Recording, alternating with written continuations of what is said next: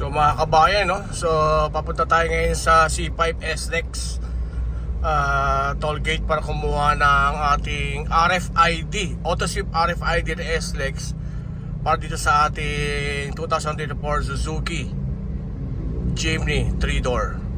Okay po, tara, puntahan natin.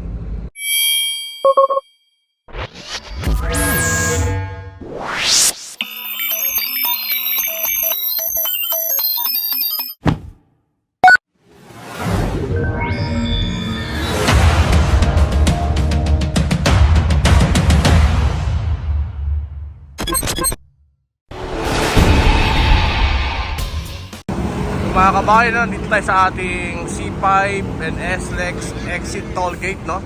So, since bago si Jimny natin ngayon, so magpapile tayo ng AutoSweep RFID. So, napakadali lang naman daw. Pagpila ko ng form first time, so dito ko papasok para evaluate lahat ng forms and attachment, ORCR, so dito lahat. So, nakapasok tayo sa loob ng office na to para evaluate yung ating ORCR, yung ating kotse, then encode nila sa system yung ibibigay sa ating RFID. Then that's it. Ang next na is magbabayad na tayo. Paglabas mo, magkakaroon ka na ng ganito. Ayan. So then, pag may card ka na, may sticker ka na, diyan ka magpapa-load. So lumalabas, parang libre lang yung sticker, RFID sticker, take note, libre, then magpapa-load ka na lang.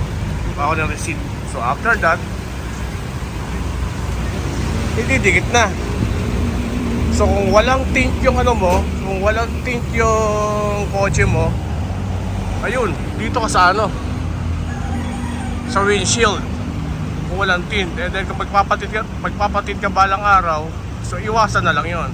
Pero kapag medyo may tint, no choice kundi sa headlight ka. Okay, yun na. Saan gagawin na natin? Umuwi na tayo. Tapos na, ganun kadali. So salamat sa mga sa mga taga AutoSweep RFID ng C5 SLEX.